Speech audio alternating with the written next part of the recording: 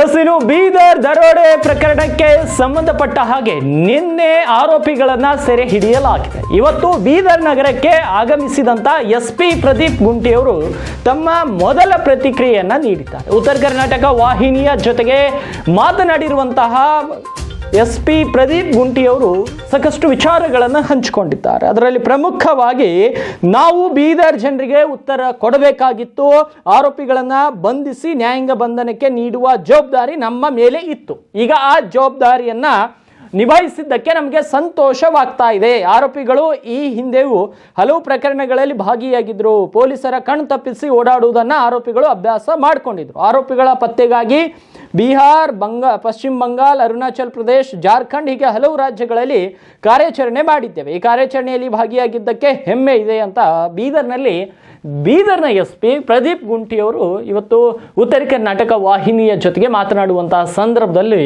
ಹೇಳಿರುವಂತಹ ವಿಷಯಗಳು ಇವು. ಈ ಆರೋಪಿಗಳು ಲಾಸ್ಟ್ ಟೈಮು 2017 ಅರೆಸ್ಟ್ ಆಗಿದ್ದಾನೆ. ಸುಮಾರು 10 ವರ್ಷ ಆಗ್ತಾ ಇದೆ ಈಗಾಗಲೇ. So he is very much used to absconding, ಅಂದರೆ ಕಾನೂನು ಕಣ್ ತಪ್ಪಿಸಿ, ಪೊಲೀಸರು ಕಣ್ ತಪ್ಪಿಸಿ ಓಡಾಡುವುದನ್ನು ಒಂದು ಹ್ಯಾಬಿಟಾಗಿ ಮಾಡ್ಕೊಂಡು ಬಿಟ್ಟಿದ್ದಾನೆ. ಮೊದಲು ಬಿಹಾರಲ್ಲಿ ಇದ್ದಿರ್ಬೋದು ಅಂತ ಅಂದ್ಕೊಂಡಿದ್ವಿ. ಆಮೇಲೆ ವೆಸ್ಟ್ ಬೆಂಗಾಲ್, ನೆಕ್ಸ್ಟ್ ಅರುಣಾಚಲ್ ಪ್ರದೇಶ, ಜಾರ್ಖಂಡು, ಗುಜರಾತು, ರಾಜಸ್ಥಾನ ಎಲ್ಲ ಕಡೆ ಹೋಗಿ ಕೊನೆಗೂ ವಿ ಆರ್ ಏಬಲ್ ಟು ಇಡೀ ರಾಜ್ಯವೇ ಈ ಪ್ರಕರಣದತ್ತ ನೋಡ್ತಾ ಇತ್ತು ಸರ್. ಕರ್ನಾಟಕ ಪೊಲೀಸರು ಇದನ್ನು ಭೇದಿಸುವಲ್ಲಿ ಇಷ್ಟ ಕ್ಲಿಷ್ಟಕರವಾದ ಪ್ರಕರಣ ಭೇದಿಸುವಲ್ಲಿ ಯಶಸ್ವಿಯಾಗಿದೆ. ಏನು ಹೇಳ್ತೀರಿ ಸರ್ ಇದು ಕೊನೆ? Happy to be part of Karnataka police. Karnataka police is the best police. Thank you sir. ಇದಿಷ್ಟು ಪ್ರದೀಪ್ ಗುಂಟಿ ಅವರ ಮಾತಾಗಿತ್ತು. ಕಳ್ಳರನ್ನ ಹಿಡಿದಿದ್ದೇವೆ, ಇವತ್ತು ಸಂಜೆ ಬರ್ತೀನಿ ಅಂತ ಹೇಳ್ತಿದ್ದಾರೆ. ಕ್ಯಾಮ್ರಾಮನ್ ಸಂತೋಷ್ ಜೊತೆ ದೇವರಾಜ್, ಉತ್ತರ ಕರ್ನಾಟಕ.